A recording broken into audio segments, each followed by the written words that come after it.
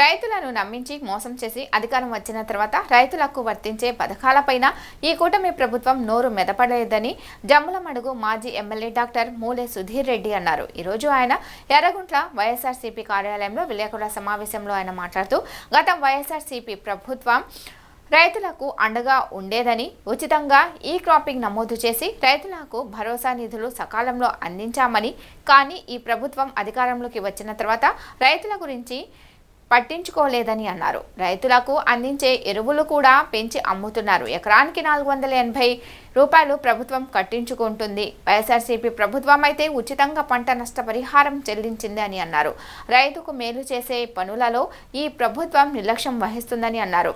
రైతు రుణమాఫీ లేదు, రైతు భరోసా ఇంకా జమ కాలేదు, రైతు పంట నష్టం బీమా కూడా ఈ ప్రభుత్వం చెల్లించలేదు అని ప్రభుత్వాన్ని తీవ్రంగా సుధీర్ రెడ్డి విమర్శించారు. తెలుసు, బడ్జెట్ సమావేశం జరుగుతుంది. మనకు ఆంధ్రప్రదేశ్ బడ్జెట్ సమావేశం జరుగుతుంది. కానీ దీనిలో రైతుల్ని చంద్రబాబు నాయుడు గతంలో ఉన్నట్టే ఇప్పుడు కూడా నిర్లక్ష్య వ్యవహారంగా రైతులకి ఏమాత్రం కూడా మేలు జరగడం లేదు. ముఖ్యంగా మీరు బాగా ఆలోచిస్తే 2014 నుంచి 19 వరకు ఆఖరికి నీరు చెట్టు బిల్లు కూడా వాళ్ళ కార్యకర్తలకు వేసినారు. అంటే ఊరికి ఒక్కరో ఇద్దరో ఉంటారు, లక్షల రూపాయలు వాళ్ళ కార్యకర్తలకి అందరు చెల్లించారు. మేము దానికి ఏమాత్రం కూడా వద్దనలేదు. కానీ ఆయనకు మళ్ళీ 19 తర్వాత మళ్ళీ నిన్న 24 చాలామంది ఓటేసినారు. ఎందుకంటే బాబు గ్యారంటీ, బాబు వచ్చే షూరిటీ ఇలాంటి దండిగా చెప్పడంతో చాలామంది రైతులు కానీ మహిళలు కానీ నమ్మి బాబు గారిని ఈరోజు తెలుగుదేశం ప్రభుత్వం మళ్ళీ 2024కి ఆయన ప్రభుత్వంలో పెట్టారు. మమ్మల్ని వద్దనుకునేప్పుడు ఆయన అదే గ్యారంటీ ఇవ్వాలి కదా. నిజంగా ఈ పొద్దు రైతుల్ని ఎంత నిర్లక్ష్యకరంగా ఉన్నదంటే మీరు బాగా చూడండి. నేను రైతు అనేవాడు ఎంత ఇబ్బంది పడుతున్నాడో ఈరోజు మేమందరం కూడా దీని ద్వారా చెప్తాం. ఆ రోజు మనకందరికి కూడా రైతు రుణమాఫీ అని ఇట్లాంటి బాండ్లు ఇచ్చినారు. ప్రతి రైతు పోయి ఉండే వాళ్ళందరికీ కూడా రైతు రుణమాఫీ అని బాండ్లు ఇచ్చినారు. ఆ బాండ్లలో 2 విడతలు మాత్రమే ఆయన ఇచ్చినారు, చెల్లించినారు.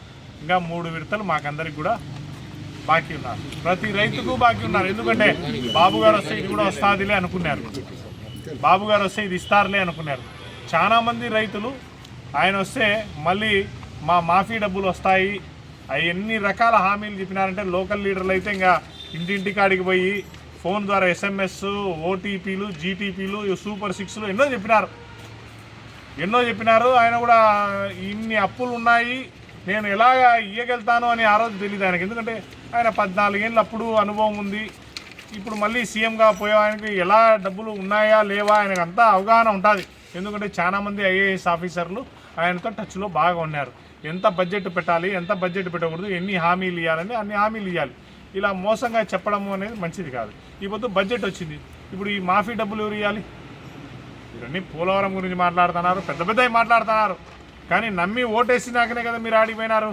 మమ్మల్ని వద్దనుకున్నారు అంటే నిన్ను కావాలనుకుని నీ పైన నమ్మకం గ్యారంటీ అన్నారు. ఆ గ్యారంటీలో నువ్వు ఇంకా ఎప్పుడు మాకు డబ్బులు ఎప్పుడైనా చెల్లించినావా?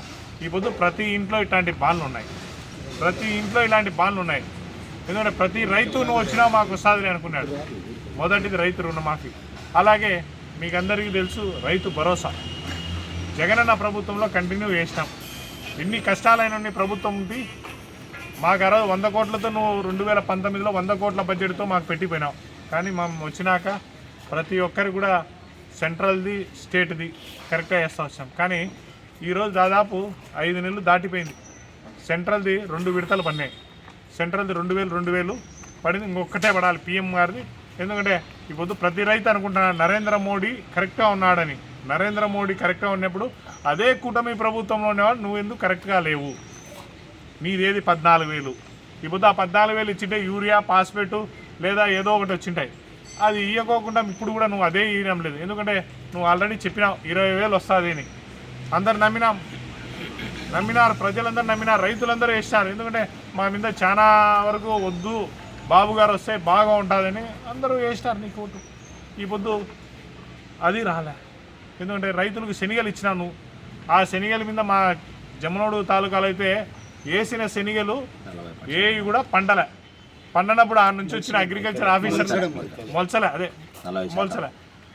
ఆ నుంచి వచ్చిన ఆఫీసర్ ఏమంటాడు, 3 ఇంచులకు లోపల వేసినారు మీరు, అందుకు మొలసలేదు అంటాడు.